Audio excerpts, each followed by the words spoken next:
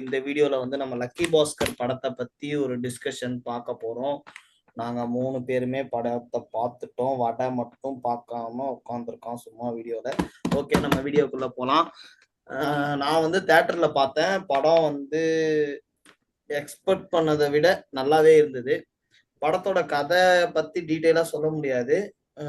இது வந்து ஒரு பேங்க்ல நடக்கிற ஒரு லேட் ஏர்லி 90ஸ்ல நடந்த ஒரு கதை. பேங்க்ல வந்து ஒரு பேங்க் எம்ப்ளாயி எப்படி வந்து அவர் குடும்பத்தை சமாளிச்சாரு, அவர் எப்படி ஃபினான்சியலா அதை ஃபேஸ் பண்ணாரு, அந்த காலத்துல நடந்த ஒரு ஸ்கேமை வச்சு இவர் எப்படி இது பண்ணாரு அப்படின்னு பல விஷயங்கள் வந்து உள்ள போகும். படம் வந்து ஒரு ஒரு ஃபினான்சியலா இன்ட்ரெஸ்டா இருக்கிற பர்சனுக்கு ரொம்பவே கனெக்ட் ஆகும்.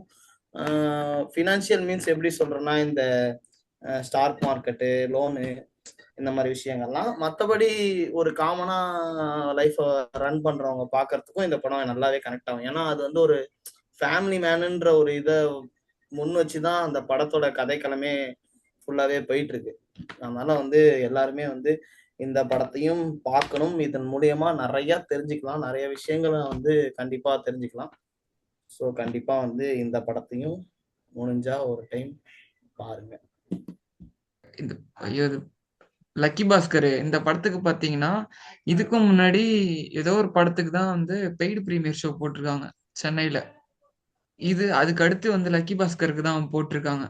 பெய்டு பிரீமியர் மீன்ஸ் நம்மளா வந்து ஒரு சில அவங்களா கான்டாக்ட் பண்ணுவாங்க போல, ரிவ்யூவர்ஸ் அந்த மாதிரி.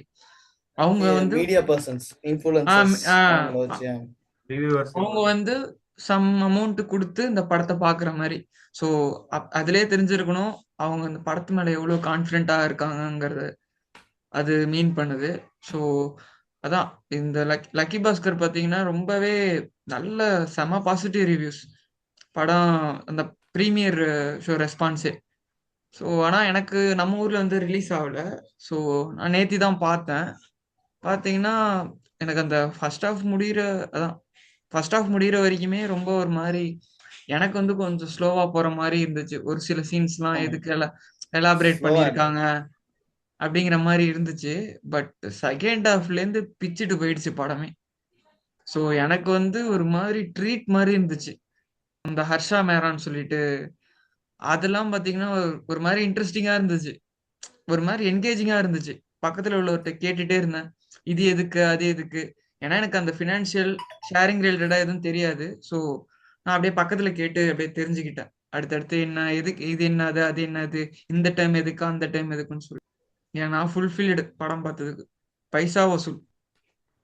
ஓகே, இந்த படத்துல எல்லாமே பாசிட்டிவ தாண்டி ஜிவி பிரகாஷோட மியூசிக் நம்ம உண்மையா ஒரு சல்யூட் வச்சே ஆகணும். தலைவன் தொசுக்கி இருப்பான் உண்மையா, அதை நம்ம பாராட்டியே ஆகணும். அதை பத்தி யாருமே சொல்ல. எல்லா படத்தையும் தலைவன் பொசுக்குவான்ல தொசுக்கிறதுப்பா. நீ பொசுக்கிட்டு இரு வீட்டுல உட்காந்து. படத்தோட கிளைமேக்ஸ் ட்விஸ்ட் எல்லாம் யாருமே எதிர்பார்த்திருக்கவே மாட்டாங்க. கண்டிப்பா கிளைமேக்ஸ்ல பயங்கரமான ட்விஸ்ட் எதிர்பார்க்கவே இல்லை நானு. அதை எல்லாரும் பார்த்துட்டு உண்மையா ஒரு தியேட்டர்ல பார்த்தா அது ஒரு கூஸ் பம்பா இருக்கும். கண்டிப்பா எல்லாரும் தியேட்டர்ல மறக்காம அந்த படத்தை பாருங்க. தீபாவளிக்கு நடுவுல வந்த குப்பையில இது ஒரு டைமண்ட் தான் நான் சொல்லணும். தீபாவளி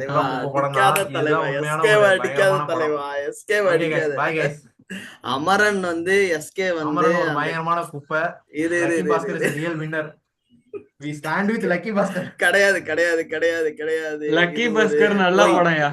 லக்கி பாஸ்கர் இல்ல நான் என்னன்னு சொல்ல வரேன் செக்ஷன்ல சொல்லுங்க गाइस. அமரன் நல்ல படமா, லக்கி பாஸ்கர் நல்ல படமா? தீபாவளி ரெண்டுமே நல்ல படம் தான். ரெண்டுமே நல்ல படம் சொல்லுங்க.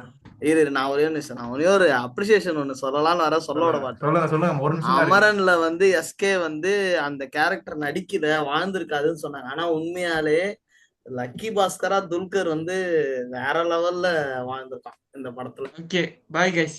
சல்யூட் ராம்ராஜுக்கு சல்யூட். Bye guys. பை.